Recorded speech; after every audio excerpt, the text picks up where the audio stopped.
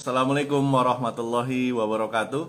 Rekan-rekan, sahabat-sahabat semuanya, kembali bersama dengan saya di IG Live setiap Ahad subuh atau setiap pagi subuh di hari Minggu. Kita akan sama-sama membahas tentang filsafat dari sisi orang awam, dan saya akan membahasnya bersama dengan rekan saya, dosen filsafat Paramadina, Dr. Aan Rukmana, dan kali ini akan membahas tentang filsafat nasib. Saya akan undang beliau untuk join bersama dengan kita ngobrolin terkait dengan filsafat nasib ini. Seperti apa filsafat nasib yang akan kita bahas? Akan bersama dengan rekan saya, dosen filsafat Paramadina, Dr. Aan Rukmana. Halo, assalamualaikum warahmatullahi wabarakatuh, Kang. Halo Kang Latif. Selamat pagi. Waalaikumsalam wabarakatuh. Sehat Kang? Sehat, sehat, sehat, alhamdulillah. Gimana? Aman ya? Sehat. Alhamdulillah aman. Semua Baik. masih sesuai perencanaan Kang Latif. Alhamdulillah. Alhamdulillah. Gimana? Sehat Kang Latif? Sehat? Sehat, sehat, alhamdulillah. Ya, ya. Seperti Ini. biasa hari Minggu kalau habis kita ngobrol-ngobrol filsafat, bersiap-siap nanti olahraga, apakah itu sepedaan ataukah itu mau apa namanya lari. Tapi kayaknya mau lari ya, karena ada target 52 km. Kalau sepedaan kemana itu Kang Latif biasanya? Kalau Di sebenarnya saya Serang ke kan? Di Serang kan? di Serang, saya di ke Banten Lama, Kang. Oh, oke. Oke. Eh, Kalau sepedaan di Masih Banten sepi Lama, kan? tapi dari saya ke Banten Lama ya bolak-balik paling mungkin kita 22 km lah ya, Hmm. atau 25 lah ya. Ya simpel-simpel aja lah, nggak jauh-jauh. Hmm. Hmm. Baik, Kang Aan, kita Ya, akan membahas tentang filsafat nasib. Nah, kira-kira kasih apa namanya, kasih teaser dong buat rekan-rekan semua yang mau ikut join bersama kita. Dan saya terima kasih kepada yang rekan-rekan yang sudah join dalam IG Live kita. Tapi nggak apa-apa kalau misalkan kalian ini terlalu pagi, ada yang, kok itu terlalu pagi banget, nggak apa-apa. Bagi yang Hmm. masih tidur Hmm. nanti bisa lihat rekamannya. Atau bagi yang rekamannya kita save di IG, atau kita nanti juga akan posting di YouTube Pondok Harmoni, dan juga semoga bisa kita bukukan dalam bentuk buku ya. Kita coba Iya, apa namanya lestarikan dalam bentuk buku. Nah, iya. kali ini Sedang ditangkip itu. Heeh. ya, silakan filsafat nasib, Kang. Apa yang mau kita bahas terkait dengan filsafat nasib ini? Silakan. Iya. Makasih Kang Latif. Teman-teman, Assalamualaikum warahmatullahi wabarakatuh. Ya, Waalaikumsalam. ini kalau bicara nasib ini sebetulnya, ya lagi-lagi kalau di filsafat ya itu masuk ke wilayah filsafat manusia ya Kang Latif ya. Ya, Itu biasanya babnya itu ya bab misalnya tentang takdir manusia, tentang nasib manusia di sana. Karena kalau bicara manusia ini lebih banyak misterinya sebetulnya daripada sesuatu yang terjelaskannya gitu. Jadi kalau ada dikatakan bahwa manusia itu ada sisi misteriumnya, itu benar. Karena kita itu kadang nggak tahu ya. Misalnya kalau bicara masa depan saja Kang Latif, itu kita itu nggak tahu nih masa depan ini kita mau kemana sebetulnya ya, dan mau jadi apa. Betul kita punya mimpi, kita punya cita-cita, tetapi kemudian dengan cita-cita itu dan mimpi itu kita mau kemana dan di mana, itu pun masih belum bisa diprediksi. Jadi kita itu nggak bisa tuh memprediksi masa depan 100% gitu. Termasuk juga mengelola hidup kita, mau jadi apa, di mana, seperti apa, itu pun sama. Itu nggak bisa gitu. Itu diri kita sendiri loh Kang Latif, apalagi orang lain. Makanya kalau di dalam filsafat, pembahasan ini memang menjadi menarik karena selalu menjadi tarik ulur. Contoh misalnya, pertanyaannya, apakah manusia itu sudah ada blueprint sebelumnya? Jadi blueprint itu kita itu hidup ya tidak lebih dari seperti kalau di dalam pewayangan ya seperti wayang, hanya menjalankan peran kita seperti wayang, udah ada lakonnya atau juga mungkin ada dalangnya begitulah. Kita cuma lakon-lakon aja. Jadi ada dalang, kita mau gimana mau apa udah ada dalangnya. Jadi kita tuh cuma main ya nggak mungkin keluar dari wilayah itu. Itu satu pendekatan. Makanya pandangan ini menjadi sangat deterministik ya. Jadi deterministik ini kalau di dalam bahasa lainnya itu ya disebut kelompok-kelompok Jabariyah ya. Jadi kelompok-kelompok Jabariyah Itu maksudnya memang kalau ke dalam kajian teologi yaitu teologi Jabariyah. Jadi mereka yang betul-betul pasrah hidupnya, karena memang hidupnya itu udah ditentukan.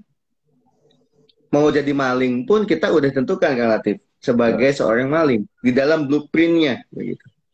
Mau jadi guru atau dosen seperti kita atau pekerja kantoran itu pun sudah ditentukan sebelumnya, ada blueprintnya, itu Jabariyah.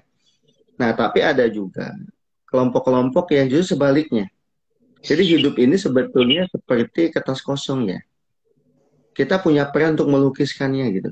Mau jadi apa ya ada di kita. Jadi namanya nasib, yang namanya takdir hidup kita, nasib kita, mau kemana ada di mana, itu tergantung kitanya. Jadi kita tidak ditentukan oleh blueprint tadi, tapi kita memang diberi cek kosong untuk diisi. Nah, diisinya itu adalah bagian dari kebebasan kita sebagai manusia. Makanya kenapa ada hukuman, itu karena bentuk kebebasan tadi, kan Latif. Nah, ini Qadariyah ya. kelompoknya Sebenarnya disebut sebagai Qadariyah. ya. Betul, disebut Qadariyah. Nah, makanya biasa kelompok-kelompok yang bebas semacam ini, itu mereka, kalaupun memang dalam hidup ini ada penderitaan, itu karena salah diri sendiri. Kalaupun kita miskin, ya karena kita kurang usaha, kan gitu kan? Jadi kalau kita bekerja lebih keras lagi, kita nggak akan jatuh miskin. Begitu. Nah, ini kelompok yang kedua. Tapi, ini kelompok kedua itu Qadariyah yang kalau sampaikan ya. Jadi yang mereka berdaku atau berpangku kepada Qadar. Jadi nasib itu kita yang menentukan, bukan orang lain. Yang ketiga, itu sebetulnya ada kelompok yang tengah-tengah. Jadi kelompok tengah-tengah itu adalah kelompok antara Qadariyah dan Jabariyah. Jadi kelompok yang satu sisi itu berpegang kepada bahwa kita itu sudah ada yang ditentukan, nasibnya. Tapi sisi lain kita punya wilayah yang bebas. Nah, di mana wilayahnya? Yang udah ditentukan itu adalah al-quwah. Al-quwah itu bahasa mudahnya daya. Jadi kayak aliran listriknya. Listriknya itu sudah ditentukan. Jadi misalnya pasokan listriknya berapa di dalam diri kita, itu sudah ditentukan itu. Ada. Nah, tapi mau dijadikan apa listrik itu bagian dari ikhtiar kita. Atau orang betul juga kasab. Jadi kasab itu ya bagian dari usaha kita. Kita bisa kok. Makanya kenapa kemudian manusia bebas berikhtiar? Karena dia ada namanya kasab. Jadi kasab itu kalau bahasa kita paling gampang inilah. Ada usahanya.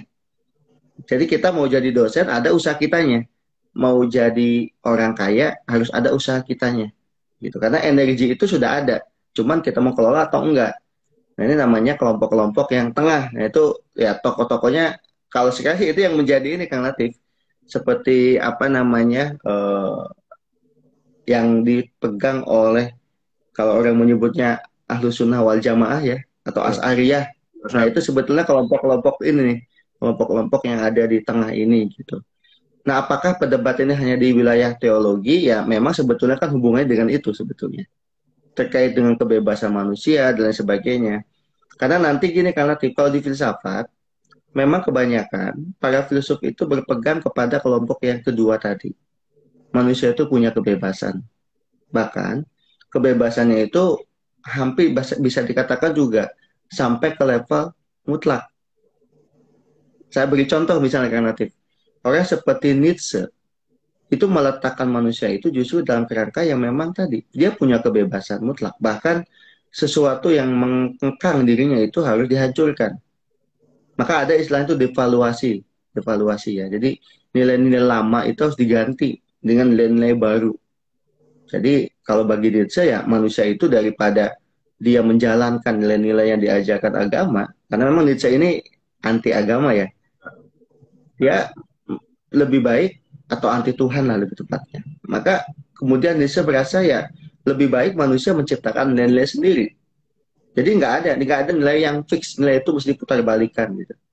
Maka alih-alih membiarkan manusia berada di masyarakat dengan nilai-nilainya, lebih baik biarkan masyarakat itu berada di tengah peperangan. Karena di tengah peperangan itu semua kekuatan manusia bisa muncul. Itu emang ini kelompok yang bisa dikatakan lebih apa ya, lebih tadi mutlak ya. Jadi kebebasan itu seperti itu. Sama kayak Sartre juga sama relatif. Jean-Paul Sartre, seorang filsuf Prancis pun sama. Jadi manusia itu yang kalau bicara nasib ya tergantung dirinya. Jadi kebebasan itu kebebasan mutlak. Bahkan bahasa begini kan Latif. Kita itu bebas, justru orang lain itu termasuk the greatest. The greatest itu yang ilahi, yang kita anggap sebagai Tuhan. Itu pun sebetulnya nggak bisa menghalangi kebebasan kita gitu. Karena kita tuh punya kebebasan mutlak. Ya maka ada istilah itu kan, adanya kita pun itu ada untuk dirinya, ada dalam dirinya. Nah, ada untuk dirinya itu kan Latif, atau being for itself dan being in itself. Nah ini berbeda. Misalnya kalau benda-benda, takdirnya itu udah ditentukan kan, kalau kata Sartre. Jadi misalnya dia itu nggak mungkin melampaui adanya. Meja nggak mungkin melampaui adanya. Kursi nggak mungkin melampaui adanya. Kecuali ada agen luar yang mengubahnya. Kursi akan jadi yang lain kalau ada agen luar yang mengubahnya. Manusia itu enggak. Manusia itu adanya belum utuh. Jadi adanya itu being for itself. Atau bahasa Prancisnya itu adalah être for soi. Kalau kursi-kursi itu être en soi. Nah, karena manusia itu être for soi, beradanya itu untuk dirinya, maka dia punya kebebasan mutlak kan. Maka kenapa kemudian spirit orang-orang modern, sebagaimana diusung di Prancis ya, jadi sudah ada laicite, laicite kayak sekularisme dan sebagainya. Itu kan seperti pembebasan manusia supaya suatu bangsa itu dalam menentukan takdir kemerdekaannya tergantung dirinya gitu.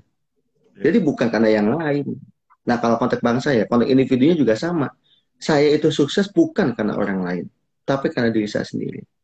Nah, gitulah nanti perdebatannya ya. Jadi akan panjang, termasuk misalnya kalau kita melihat yang lain seperti Muhammad Iqbal, ini kan orang-orang yang menunjukkan nasib manusia itu seperti apa. Ya kalau Iqbal itu mengambil dari Nietzsche, tetapi dikasih konten agama. Jadi kalau Iqbal itu menarik, dia bilang manusia itu betul harus membuat nilai-nilai gitu. Tetapi bukan nilai-nilai yang nihilis ya. Nihilisme itu ya seakan-akan nggak ada nilai lain gitu yang lebih kuat. Justru kalau kata Iqbal, manusia itu akan punya nilai kalau memang bersumber pada nilai yang paling tinggi, yaitu nilai Tuhan. Gitu. Nah itulah makanya kenapa gerakan Iqbal itu yang menginspirasi misalnya kemerdekaan Pakistan, ya dengan sahabatnya Ali Jinnah ketika mendirikan Pakistan. Itu kan, saya kira itu dulu ya. Banyak soal nanti. Menarik ya rekan-rekan.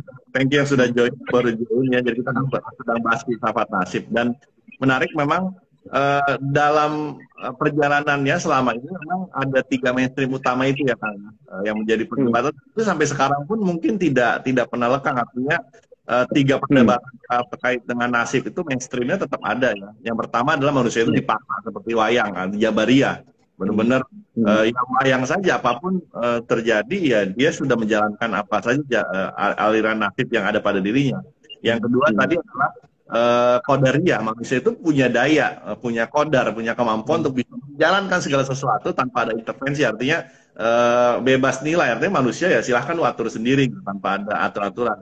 Dan yang ketiga adalah mungkin wasatiyah, istilahnya di antaranya gitu. Ada hal-hal yang memang menjadi ketentuan, tapi manusia pun diberikan kebebasan untuk aktif untuk mengelolanya. Nah, menarik Kang, kan 3 mainstream utama ini kan masih tetap ada ya, walaupun mungkin sekarang masih ada hubungannya yang lebih umum sekarang seperti apa. Tapi akhirnya banyak orang-orang yang efeknya masing-masing punya perbedaan ya Kang ya. Artinya bagi punya pegangan Jabariyah itu seperti apa nanti efeknya bagi dirinya, kemudian yang termasuk yang qadariyah dan juga termasuk yang diantaranya atau yang diantaranya. Nah, ada menarik kasus terkait dengan orang-orang yang merasa dirinya itu membosankan. Itu kita banyak melihat orang yang bunuh diri, Kang. Artinya merasa hidup itu membosankan, merasa hidup itu tidak menyenangkan, merasa hidup itu tidak punya daya apa-apa. Akhirnya banyak kasus bunuh diri terkait dengan hal tersebut. Nah itu pun menjadi satu pembahasan yang menarik, Kang. Artinya bisa jadi adalah ketidakterimaan atas nasib akhirnya membuat mereka bunuh diri. Bagaimana pandangan filsafat terkait dengan rasa putus asa dan bunuh diri ini terhadap orang-orang? Bisa jadi pandangannya kan juga terhadap nasib kan ya. Dan itu kan juga termasuk pernah menjadi pembahasan menarik dari Albert Camus ya. Mungkin nanti kita sedikit bahas tentang Albert Camus yang membahas tentang absurditas ya terkait dengan nasib. Nah mungkin itu pun menjadi pembahasan menarik. Lalu apa pandangan Kang Aan terkait orang yang melihat nasib ini tidak menarik akhirnya bunuh diri? Pandangan bunuh diri terhadap pandangan nasib ini gimana menurut Kang Aan? Ya, makasih Kang Latif. Nah, memang kalau pembahasan mengenai bunuh diri, nanti kita harus ada juga nih Kang, sesi khusus nih, filsafat bunuh diri. Nah, kita ingin tahu apa sih yang mendorong orang itu bunuh diri begitu. Karena ini menarik. Ini bukan perkara yang bisa dilihat dari satu perspektif ya. Jadi banyak sekali perspektif yang bisa kita lihat. Tentu yang melatar belakang orang itu bunuh diri ya karena keputusasaan. Ya, nihil, keputusasaan, sudah tidak ada lagi yang lebih baik kecuali bunuh diri, gitu. Artinya kenapa orang bunuh diri kan artinya tidak ada pilihan lebih baik untuk hidupnya kecuali mengakhiri hidup, gitu kan? Kecuali mengakhiri hidup. Sedangkan kalau kita bicara dari sisi agama ya tentu tidak ada agama satupun yang membenarkan tindakan itu. Bahkan di dalam semua kajian-kajian mengenai manusia misalnya justru bunuh diri itu juga sebetulnya tidak dibenarkan. Meskipun ada sebagai pengecualian ya bunuh diri untuk kehormatan. Bisa seperti kamikaze kalau di Jepang ya, harakiri. Nah, itu kan bagian bunuh diri untuk kehormatan gitu. Jadi, nah tapi kalau ditinjau dari sisi psikologis di belakangnya itu kan lebih karena keputusasaan tuh Kang Latif tuh. Dan kalau kembali ke tiga mazhab tadi di dalam masalah nasib, sebetulnya mana sih yang lebih dominan? Nah, itu sebetulnya biasanya Kang Latif. Ya tadi, pertama orang yang melakukan tindakan bunuh diri itu Kang Latif karena dia merasa sudah tidak lagi ada opsi. Jadi udah memang betul-betul nggak ada lagi pilihan lain kan. Dan biasanya akan terselamatkan kan orang yang bunuh diri itu kalau tiba-tiba dia menemukan opsi.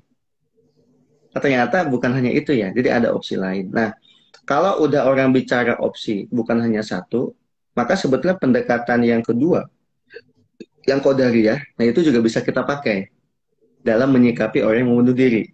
Gitu. Jadi qadariyah itu begini ya, sebetulnya hidup itu kan tergantung kamu. Kalau kamu menjadikan hidup ini nggak nyaman ya tentu akan nggak nyaman begitu. Itu Kang Latif. Nah, cuma memang kekurangan yang pertama ya, yang mazhab yang Jabariyah ini Kang Latif, biasanya itu jadi judgement, jadi semacam legitimasi. Nah kan saya udah ditakdirkannya begini, misalnya orang miskin, orang mengatakan ya, saya udah ditakdirkannya memang miskin. Boleh jadi orang yang bunuh diri juga begitu kan? Wah, saya mau bunuh diri aja. Lalu kenapa bunuh diri? Saya udah ditakdirkan bunuh diri kok. Nah, kan bisa jadi itu jadi alasan. Makanya kenapa kalau saya sih kalau boleh melihat ini juga ada bagus ini dari Marcus Toto ini siapa ya Pak? Toto ya. Oh sorry Pak Markus ya. Nah tentang ini kacamata baji mengenai peta hidup ya. Ini sering saya pakai nih peta hidup ini ya. Karena ternyata pada akhirnya itu kan Latif siapapun di antara kita itu punya dharma hidupnya. Itu saya selalu yakin dengan itu. Jadi mungkin kalau saya kelompok di mana ya saya termasuk kalau tanya personally tanya saya ada di kelompok ketiga sebetulnya. Jadi kelompok ketiga itu tentu kita itu masing-masing punya blueprintnya ada. Tetapi gimana kita mewujudinnya kita punya kebebasan. Nah bahwa kita punya blueprint itu artinya kita tuh punya peta hidup. Kita itu mau jadi apa. Jadi kita itu sama halnya dengan pepohonan, sama dengan biji-biji. Kalau kita lihat biji itu kan di dalamnya ada pohonnya. Jadi kalau kita lihat biji, tanam di tanah, biji itu akan tumbuh karena di dalam biji itu ada kehidupan, ada pohon sebetulnya. Nah, tugas biji itu dalam hidupnya adalah menumbuhkan pohon dalam dirinya. Sehingga dari biji berubah suai atau bertransformasi menjadi pohon kan. Manusia juga sama. Kita itu sebetulnya seperti biji-biji yang ditanamkan di tanah kehidupan di sini. Kita itu punya dharma hidup, nah gitu ya. Punya dharma hidup untuk menumbuhkan biji kita itu. Mau menjadi orang seperti apa. Gitu. Nah itu yang menurut saya, makanya kenapa pendidikan itu harus sampai ke level itu. Karena masing-masing itu ada keunikan Kang Latif. Masing-masing itu keunikan sebagaimana uniknya biji-bijian.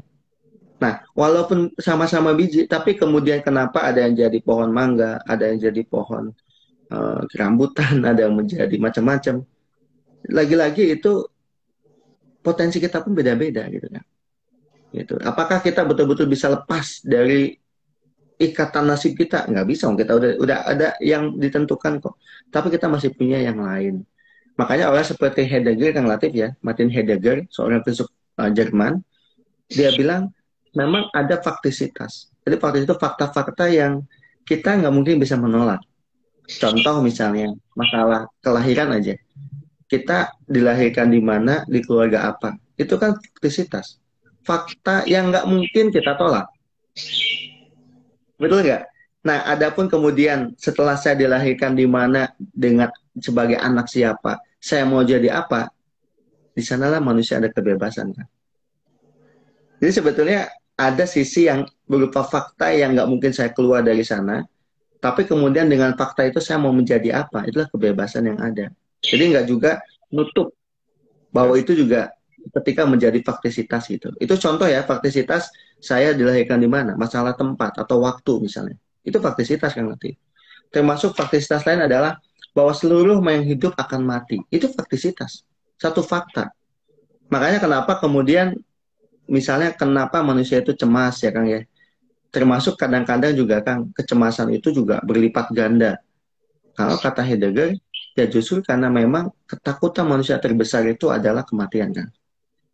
Ya. Tetapi kadang-kadang daripada menunggu kematian, lebih baik mati itu sendiri. Mungkin itu juga yang melatar belakangi kenapa ada orang-orang yang mau mengambil bunuh diri kan. Kayak gini lah, kalau saya menahan sakit terus-terusan, karena takut akan kematian. Kan ada orang yang kemudian setelah itu malah memilih, ya udah mengakhiri aja. Tentu ini nggak benar ya, pandangan ini ya teman-teman ya. Tentu ini pandangan yang nggak benar. Tetapi bisa jadi itu pun menjadi pandangan orang gitu. Karena menganggap begitu gitu. Padahal enggak lah. Kita itu benih-benih. Kita itu tadi punya peta hidup masing-masing yang harus menumbuhkan diri kita supaya tumbuh, menjadi indah, menjadi teraktualisasi. Menjadi pohon-pohon yang indah tentu dan berbuah. Gitu kan? Kita tidak bisa memilih ya kan, dilahirkan dari rahim siapa, Iya.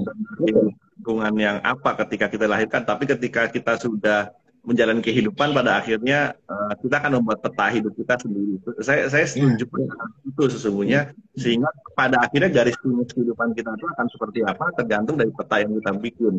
Tapi kalau misalnya kita berusaha, maka nanti akan ada pilihan lagi.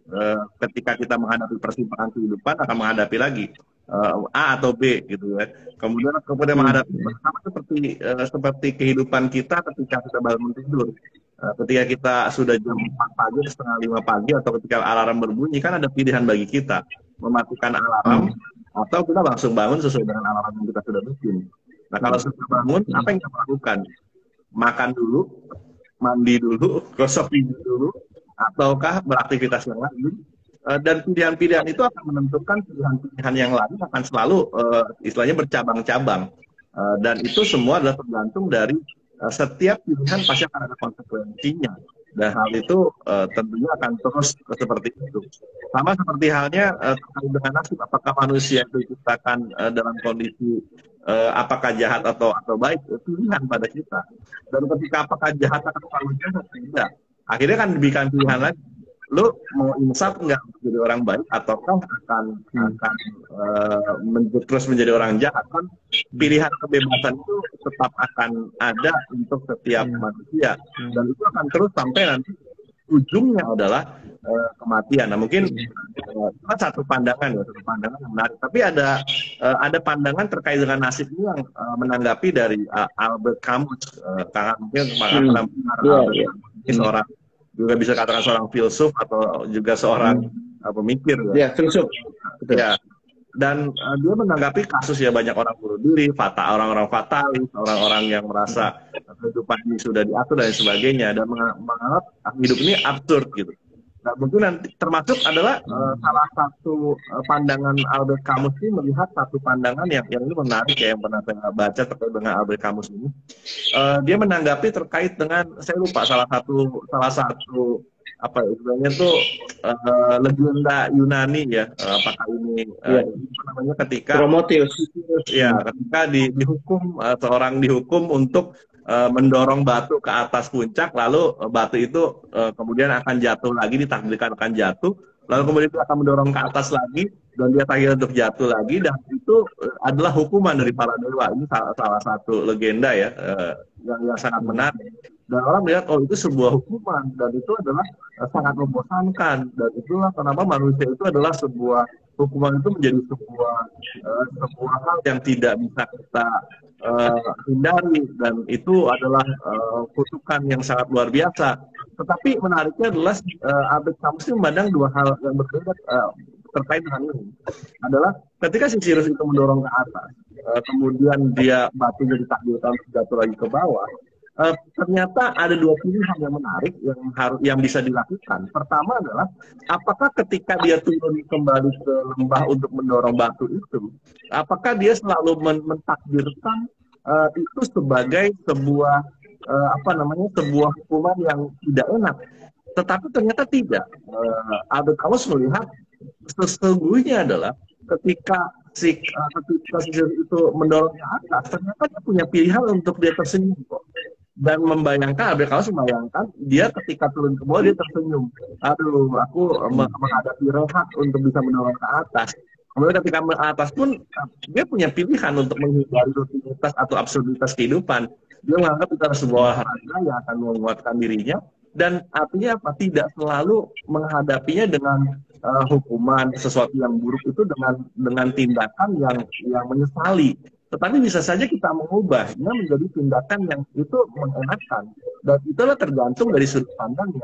Ketika orang dihukum, ketika menghadapi konsekuensi kehidupan atau hukuman, Albert Camus bilang, manusia punya pilihan itu, untuk tersenyum atau untuk Anda tidak tersenyum. Atau Anda untuk bisa menderita atau Anda untuk bahagia, pilihannya pada Anda. Nah, Albert Camus itu membuat satu sudut pandang untuk mendobrak absurditas kehidupan itu, atau mandang nasib bagi siapapun. Anda yang sifat Jabari atau Qadariyah, Anda sebenarnya juga bisa memilih ketika Anda sudah ditakdirkan atau menghadapi satu tantangan kehidupan yang memang sudah ditentukan bagi kita dan kita tidak bisa menolak. Pilihannya tetap ada pilihan kok buat kita untuk bisa menyesalinya, atau pilihan kita untuk bisa itu mensyukurinya. Dan itu adalah satu kekuasaan manusia untuk bisa memilih hal tersebut.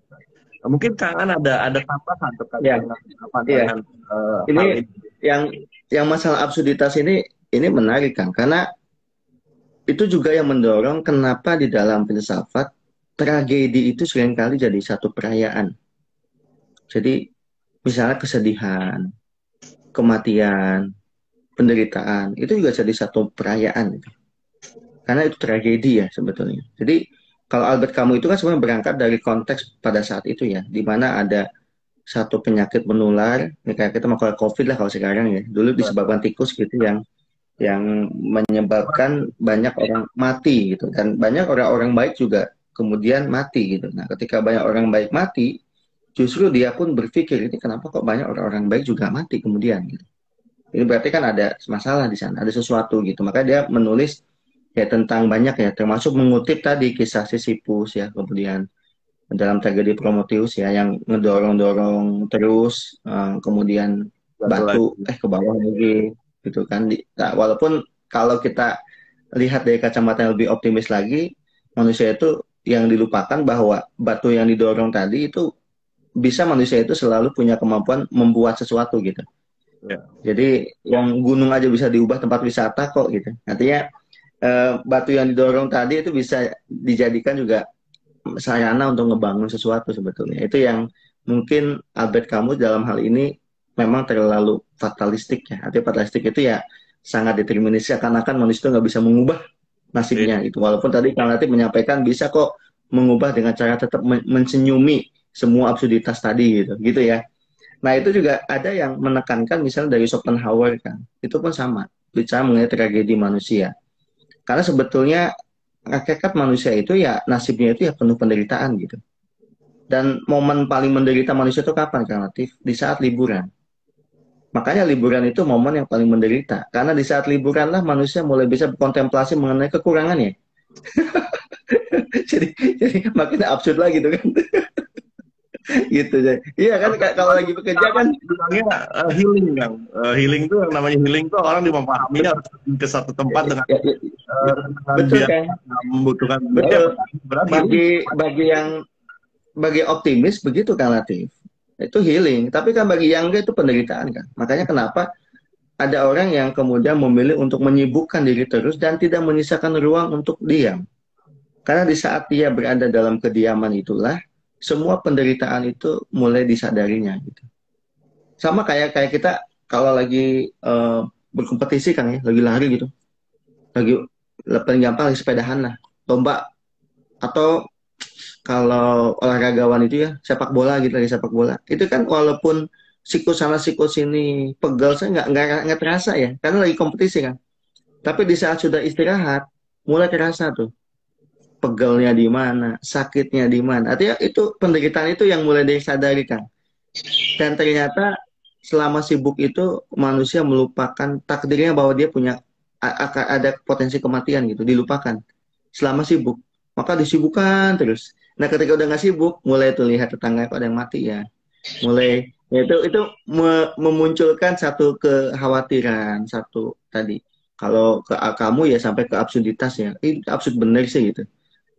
Ya absurd ya memang kadang ada benernya juga gitu kan Latif. Jadi pandangan filsuf kan ada benernya juga gitu. Ya absurd itu ya begini misalnya bagi mereka yang masih sekolah ada cita-cita pengen jadi orang sukses kan, nilai tinggi gitu, dapat pekerjaan bagus, nanti berumah tangga gitu. Nah bagi yang udah dapat pekerjaan bagus berumah tangga apalagi coba kan, ya kan? ya. Ujung-ujungnya semua pencapaian kita itu yang selama ini dicari kematian gitu. Itu kan kalau dari sisi yang pesimis ya jadi absurd gitu kan Latif gitu. Ya kayak seperti itulah kan Latif. Nah kalau saya nih, kalau saya itu akan ngambil mungkin ini teori yang kalau apa ya orang seperti Rumi ya mengembangkan ini. Nah kalau di Indonesia itu ada Prof Mulyadi Kata Negara itu sering diskusi juga dengan saya. Beliau justru ngasih satu tafsir tentang nasib yang menurut saya menarik ya. Jadi kita itu hidup kan Latif, itu memang sudah ada blueprint yang betul. Tapi blueprint yang dibuat itu oleh Tuhan itu bukan sesuatu yang definitif. Dalam artian begini, kalau misalnya saya mengambil jalan A kan, pasti kita akan sampai ke A. Kalau saya mengambil jalan B akan sampai ke B. Nah, Tuhan itu yang menciptakan garis-garis itu gitu. Kita itu ada di titik tengah. Nah, adapun nanti kita mau ngambil yang mana, itu kita dikasih kesempatan tuh silakan. Anda mau ngambil yang mana gitu. Jadi nggak Tuhan yang memilihkan jalannya, Anda yang memilih jalan. Tapi Tuhan yang menciptakan jalannya, gitu kan Latif. Jadi Ya. Tuhan yang menciptakan jalannya. Tapi nanti kita mau mengambil jalan mana, Anda yang memilihnya. Gitu. Ya. Ya sama lah kayak kita ya Kang ya. Kan Ya. udah dikasih nih, dikasih nafas, dikasih kehidupan, dikasih tubuh. Tubuh itu dikasih loh, dikasih tubuh. Disuruh untuk hidup silahkan. Nah, Anda memilih mau jadi apa? Kan Anda yang milih. Gitu kan Latif. Nah kita Ya. kan sekarang pagi ini nih memilih untuk diskusi filsafat orang awam. Ya kita ada di sini gitu. Tapi kalau kita memilih yang lain, kita juga ada di tempat lain. Kan sebetulnya gitu kan Latif. Gitu. Iya. Itu Ini saya sama hal, pikir oke. ya, sama halnya betul kan. Kita kasih satu badan kan. Badan ini yang pernah saya juga utarakan ketika menghadapi kok bisa kurus atau gemuk. Sebenarnya pilihannya gampang kok gitu. Pilihannya adalah apa yang Anda pilih untuk masuk dalam kulkas Anda dan itu akan menentukan seperti apa badan Anda nanti gitu. Anda memilih makanan apa ya akan membentuk diri Anda akan menjadi apa dan seperti apa. Nah, itu yang tadi seperti peta nasib yang sama-sama kita sampaikan dan ada satu mungkin yang kalau kita pikir satu ayat Quran kan innallaha la yughayyiru ma biqaumin hatta yughayyiru ma bi anfusihim. Tuhan tidak akan mengubah nasib satu kaum sampai dia mengubahnya sendiri. Artinya dari di awal yang ditentukan oleh yang Maha Kuasa terkait dengan kita dilahirkan atas rahim siapa. Dan itu ketika kita sudah pada menjalani kehidupannya, pada akhirnya kita sudah memilih sendiri jalan hidup kita. Nah, itulah kenapa ketika ada istilah mumayyiz ya dalam Islam itu atau dalam literatur keagamaan itu ada istilah mumayyiz. Artinya ketika manusia sudah pada masa dewasa atau masa balik akhir balik, saat itu manusia sudah mulai diberikan kemampuan untuk bisa mumayyiz. Mumayyiz itu adalah membedakan antara yang baik dan yang buruk, membedakan antara yang apa namanya istilahnya yang jahat dan baik atau sesuatu yang hak dan yang batil. Dan saat itulah sebenarnya manusia itu sudah diberikan kebebasan untuk memilih jalur mana yang akan dia ambil untuk menjadi penetapan di ujung kehidupan dia. Dan setiap sampai kita meninggal, sebelum kita meninggal tersebut, kita masih diberikan pilihan kok oleh kehidupan kita untuk memilih jalur yang mana dalam kehidupan kita. Pun ketika kita, kita tidak bisa menghindari satu kejadian ini. Ketika kita tidak bisa menghindari kejadian itu pun karena itu mungkin sebuah ketetapan, kita bisa memilih mencaci maki atas apa yang ada dalam kejadian hidup kita, ataukah kita mensyukuri atas apa yang kita terima. Nah itu mungkin yang menarik di salah satu tulisan Cak Nur kan, terkait dengan ini. Kalau bicara Cak Nur mungkin nanti karena expert yang akan menjadi salah satu penerus dari pemikiran Cak Nur salah satunya. Ada terkait dengan tujuan hidup kita itu apa sih? Liko ilohi dan sebenarnya adalah pertemuan kita dengan Yang Maha Kuasa. Dan kita akan bertemu dengan Maha Kuasa itu seperti apa? Kehidupannya pasti akan menuntut banyak hal. Maka ada hal spiritual yang diucapkan oleh Cak Nur yang sangat menarik di tulisan itu adalah terkait dengan zikir. Ada misalnya tasbih, kemudian tahmid dan dan takbir. Saat itu Cak Nur dalam tulisan itu bicara kita bertasbih mengenai kekuasaan Allah Subhanahu Wa Taala. Makanya Allah Subhanahu Wa Taala Subhanallah itu adalah Maha Suci Allah. Artinya tidak mungkin sesuatu yang buruk itu melekat pada Maha Kuasa. Apapun yang terjadi adalah sesungguhnya itu adalah hal baik yang memang harus sama-sama itu menjadi ketetapan Yang Maha Kuasa dan tidak mungkin itu buruk untuk kehidupan manusia. Keyakinan itu kemudian juga tahmid ketika apapun yang terjadi buat kita itu adalah rasa syukur sesungguhnya. Mau kita sakit, mau kita sehat, sesungguhnya dua hal itu memberikan pilihan buat kita untuk bersyukur atas Yang Maha Kuasa untuk bisa mengambil hikmah ya, termasuk takbir Allahu Akbar pun adalah bagian dari tidak ada yang lebih besar.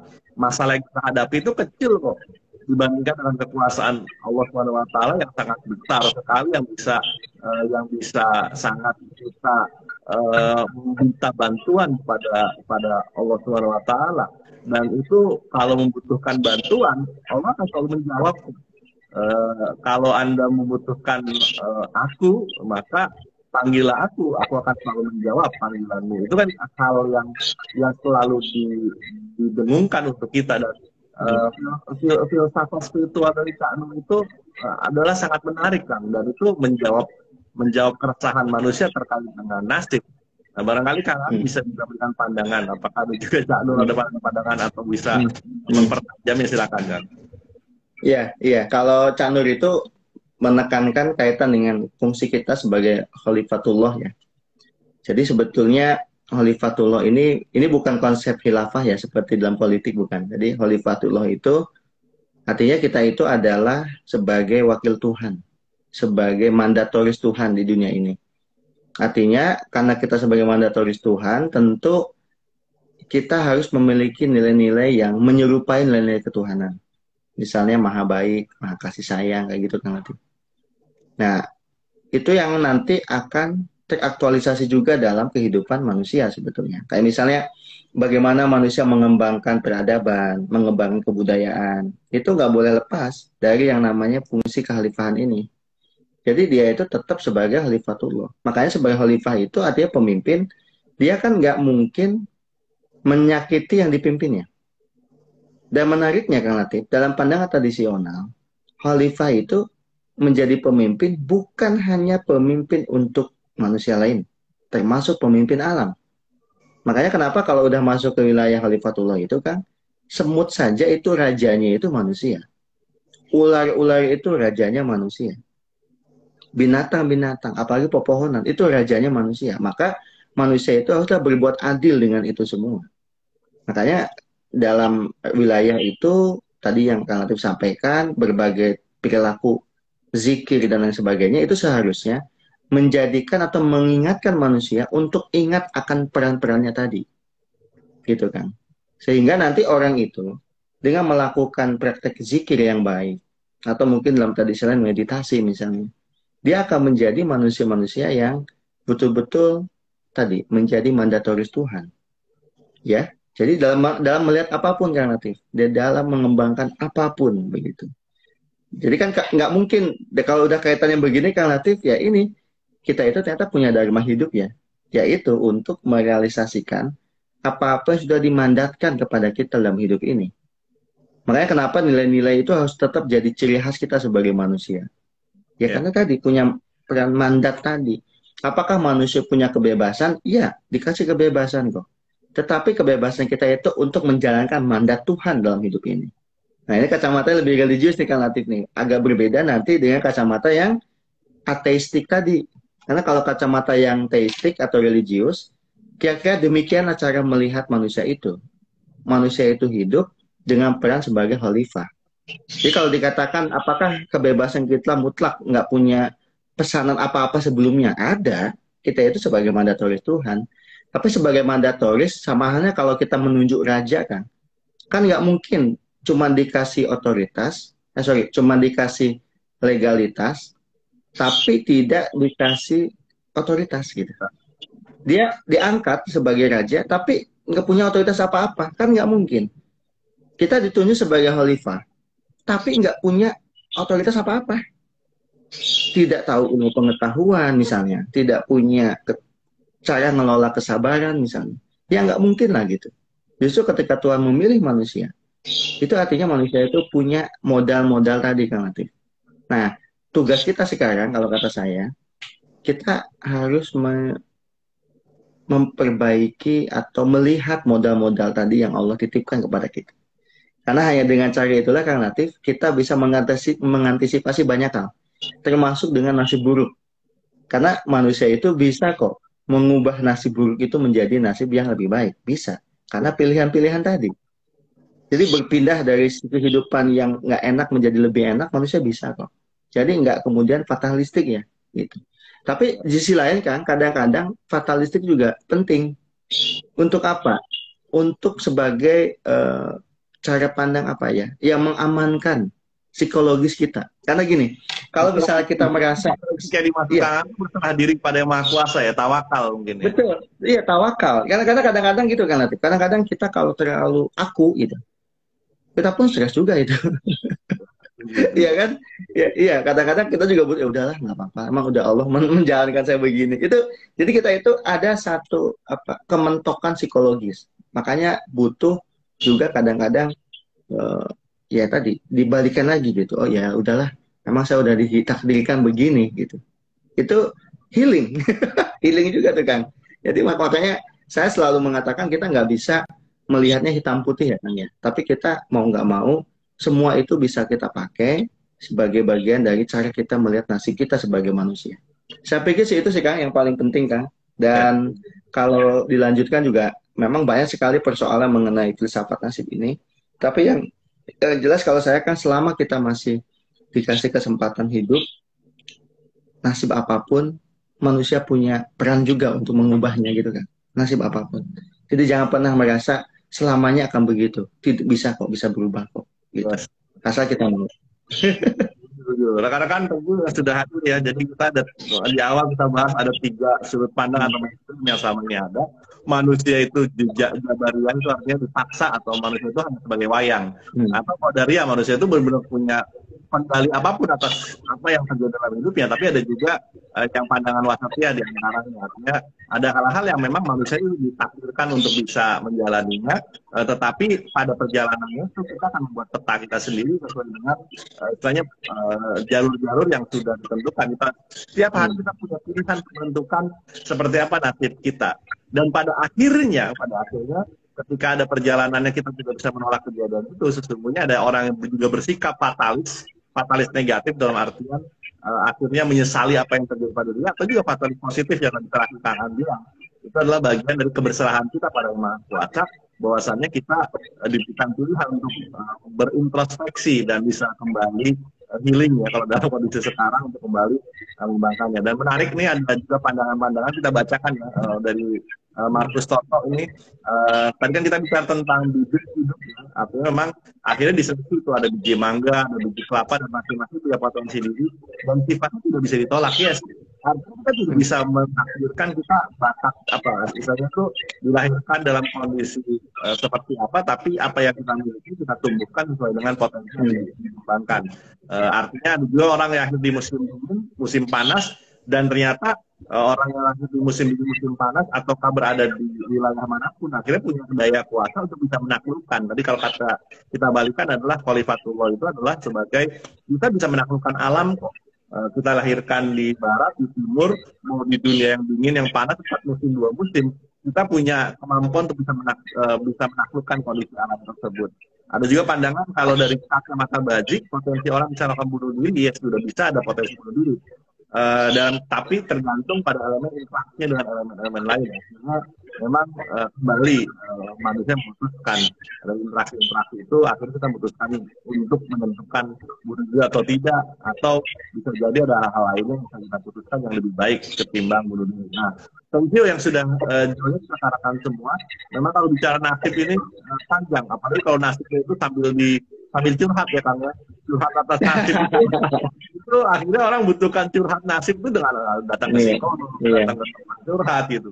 Ketika curhat ke teman kemudian atas nasibnya, temannya ternyata punya nasib yang lebih buruk, pusing lagi itu dia ya. Ya, betul. Dan menarik adalah kebersamaan kita terhadap nasib menentukan kita seperti apa juga nanti menghadapi kehidupan, dan kita punya kuasa atas itu. Nah, barangkali sebelum kita akhiri ada hal yang mau menjadi penutup atau kalau saya sih nutup dari Rumi aja ya, dari jalan Rumi. Ini seorang spiritualis dan filosof yang menurut saya bagus juga untuk kita rujuk begitu ya. Jadi ya ini kan sebenarnya perjalanan evolusi kita ya. Jadi evolusi cinta sebetulnya. Jadi hidup itu ya perjalanan evolusi cinta yang berangkat dari sumber cinta menuju yang maha cinta. Jadi sebetulnya ya itu, berangkat dari sumber cinta menuju yang maha cinta. Jadi ini indah gitu. Jadi hidup ini ya indah sekali. Jadi namanya hidup ini ya lebih banyak full of love-nya gitu. Kan tidak ada penderitaan yang menderita selamanya gitu. Kalau itu masuk ke dalam tadi spirit cinta tadi. Maka kita lagi berjalan sekarang ini. Maka jangan pernah berhenti dalam perjalanan ini. Jalan terus. Anda mau jadi apa saja, jalan terus. Karena di ujung sana ada sang maha cinta. Nggak usah takut. Misalnya sekarang Kang Latif ya, kadang-kadang kan ada misalnya orang rumah tangga bercerai. Nah, perceraian itu juga membuat orang frustasi. Boleh frustasi beberapa saat. Tapi yakinlah, kalau kita yakin dengan sang maha pemberi cinta, tidak ada namanya perpisahan kan? Tidak ada yang namanya perpisahan. Ya, perpisahan dari sisi fisik. Kita nggak bisa serumah. Tetapi harus yakin bahwa kita masih berada di atas dunia yang sama. Dan terikat oleh hati yang sama, yaitu yang ilahi. Makanya kenapa sih kan kalau udah ngomongin kayak gini-gini ya kita harus letakkan juga dalam wilayah tadi nasib, tapi dibaut oleh atau diikat oleh ikatan cinta tadi. Saya pikir itu Kang Latif penutup dari saya. Dan terima kasih. Itu adalah cinta yang berdasarkan kepada nilai-nilai ilahi. Ya, betul. Ya, kalau Anda ikuti obrolan kita pada pagi hari ini, maka sebenarnya kembali Anda yang suka menghadapi atau memaknai healing itu adalah harus pergi keluar kota, kemudian menyepi dan libur. Ternyata healing itu bisa dilakukan kapanpun, setiap saat oleh hidup kita dan oleh hidup kita untuk bisa selalu merefresh diri kita mulai dari nol. Kira-kira begitu ya. Jadi terhadap nasib semoga ini bermanfaat buat Anda yang mau healing itu harus butuh effort yang sangat luar biasa. Ternyata bisa dilakukan dengan sangat mudah dengan memahami tentang nasib. Baik, thank you Kang. Terima kasih banyak. Terima kasih. Terima kasih banyak. Bagi yang tidak sempat untuk nonton dari awal sampai akhir, nanti tonton saja rekamannya atau nanti kita akan upload di YouTube kita Pondok Harmoni, dan juga semoga kita juga bisa bukukan kajian-kajian atau obrolan santai kita ini dalam bentuk buku yang ringan, menarik, dan juga bisa dibaca dengan penuh penghayatan atas apa yang kita sajikan. Terima kasih, semoga bermanfaat.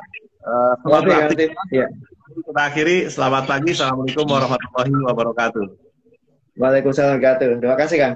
Mari Kang, selamat beraktivitas.